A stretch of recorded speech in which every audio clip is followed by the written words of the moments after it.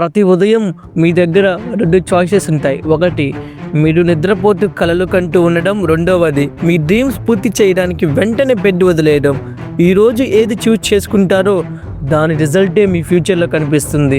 నా ఫ్రెండ్ ఒకడు రోజు రాత్రి 4 గంటలకు లేవాలని అనుకుంటాడు, కానీ 2 నెలల నుండి ఒక్క రోజు కూడా లేవలేకపోయాడు.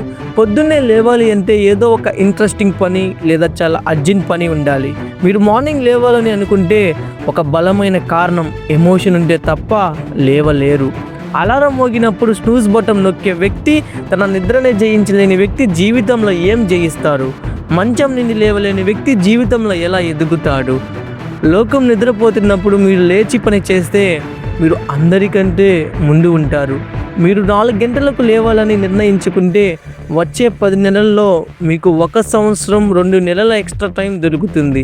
మీరు ప్రతిరోజు 3 గంటలని సేవ్ చేసి మీ కాంపిటీటర్స్ కంటే చాలా ముందు వెళ్ళవచ్చు. పొద్దున్నే 2 గంటల పని పగలు 4 గంటల పనితో సమానం. మార్నింగ్ ఉన్న హై ఎనర్జీ అండ్ కాన్సన్ట్రేషన్తో మీరు తొందరగా పనులు పూర్తి చేయవచ్చు. Apple CEO Tim Cook, PV Sindhu successful వ్యక్తులు అందరూ తొందరగా లేస్తారు. మీరు కూడా 1 నెల రోజులు పొద్దున్నే పని చేసి చూడండి, మీలో చాలా ఇంప్రూవ్మెంట్ కనిపిస్తుంది. సచిన్ తెండూల్కర్ తన 20 ఏళ్ల కెరియర్లో ఒక్క రోజు కూడా మిస్ కాకుండా 6 AM ప్రాక్టీస్కి వెళ్ళేవారు. చాలామంది 6 నుంచి 8 గంటలు నిద్ర కావాలి అంటారు, కానీ మీరు ఎంత నిద్రకి అలవాటు పడితే మీ శరీరం అంతే కోరుతుంది. మీరు ఇప్పుడు కష్టమైన పనులు చేస్తే తర్వాత జీవితం ఈజీగా ఉంటుంది, కానీ ఇప్పుడు ఈజీగా ఉంటే తర్వాత జీవితం కష్టంగా ఉంటుంది.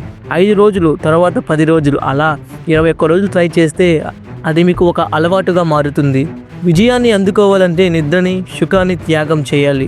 ప్రయత్నం చేసే వాళ్ళకి ఎప్పుడు ఓటమి ఉండదు. అందరూ నిద్రపోతున్నప్పుడు మీరు లేచి కష్టపడితే లోకం మీ పాదాల దగ్గర ఉంటుంది.